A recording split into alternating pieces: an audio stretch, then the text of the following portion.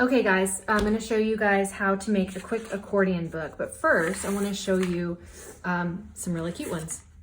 So accordion books are simple books that have a fold, like a zigzag fold, and that's where you get the name accordion. So here's a really simple one with some collage work inside. You can see the covers are sturdy, and then the back is made of watercolor paper.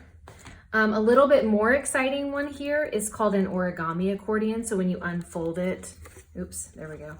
It folds out into a really fun design. This one's blank, but I used marbleized paper, and then it folds up into itself, and then you can tie it up with ribbon.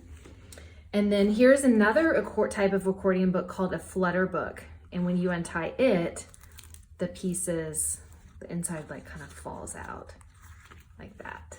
So that's another really fun style of book. This one has 3 sides to it. And then the most fun one is a spiral accordion book. So you've got something like this, and it has a circular base, something like that. And that has a lot of scoring and folding in it involved. So you guys are gonna make a little bit more simple one. So you're gonna need 2 pieces of tag board, cardboard, scrap mat board. That's gonna be, let's see, it's 3.5 by 4 inches. So we've got 2 there. And then you're gonna need a strip of paper that is 18 inches long by, I believe it's 3.5 inches. So this is gonna be your covers, and this is gonna be your inside. So what you're gonna do is you'll roughly fold it into an accordion, which I'll show you guys how to do. And then you're gonna need a couple of scrap pieces of fun paper, any kind of paper, to make your book covers. So first I'm gonna show you how to quickly do your book covers.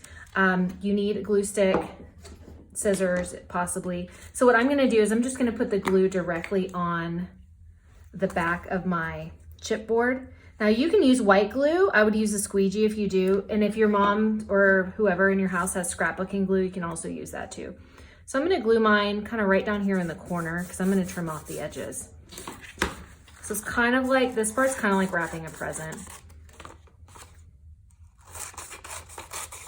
So what I like to do, you can do it 2 ways. You can cut off the corners. I'll do 2 sides that way. And then you can glue and fold over. But sometimes, depending on the size of your paper, it could leave a gap. So this side we did not, so we're good to go there. Other ways you can do it is you can cut like little triangles out here, like that. And then you can glue this square down. And what that does is it protects your little corners. I think if your edges are big enough, you don't need to do that part. So we're just gonna glue all the way around. You can see I'm not doing the cutting is not precise, but I am pressing pretty firm when I fold to make sure there's no wrinkles. That. I might have to add more glue to that. So there's my cover, nice and clean. So then when I put my inside, you can see there's no cardboard showing through, and that's really the goal. So you want to have a thick enough border that doesn't show. So you're going to make 2 of those. Push those aside. And now you need to fold your folio like this. Okay, so you need something. This is called a bone tool.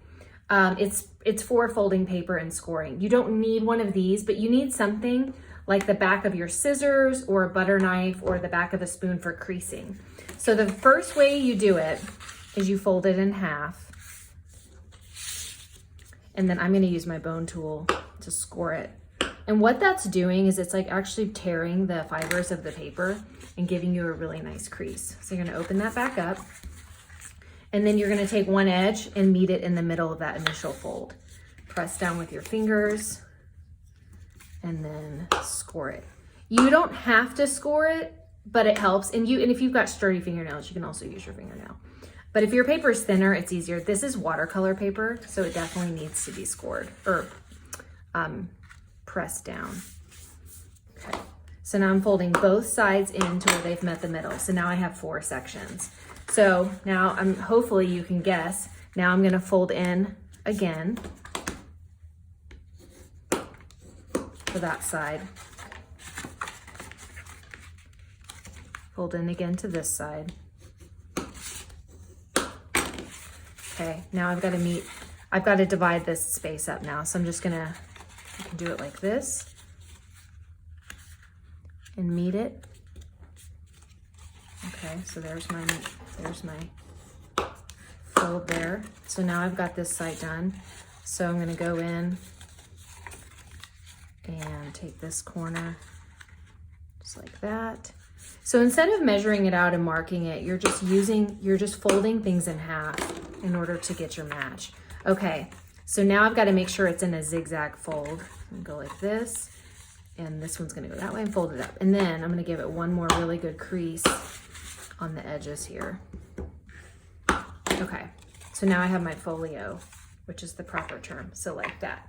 So then what you're gonna do is you're gonna glue this side, and you're gonna attach it to your board. Now, if you wanna get fancy, if you wanna take a little bit of ribbon, I'm not gonna cut it, but you would go ahead and glue your ribbon down first on both of your edges or both of your book covers, and then you would glue this. And that way when you're finished and you put your other cover back on, you have another piece of ribbon and you can tie it shut. Not required. I have ribbon in my classroom if you want some. Now, the one thing you want to do, this video is more about like putting the book together, but you want to probably do your designs before you fold. But if dividing it into little sections helps you before you draw, like if you wanted to do a little comic or something, then you might want to fold it first. It's up to you. If you're going to do something like this with collage and stamps and stuff, I think it's probably better to do it all first and then fold it. So either option is fine. You only have to design on the front, but if you wanted to do something on the back, you could. So when you're finished with all your designs and stuff, I think you should photograph it like this. And then I would love to see a photograph of it so you can see that it's an accordion book. And that's it.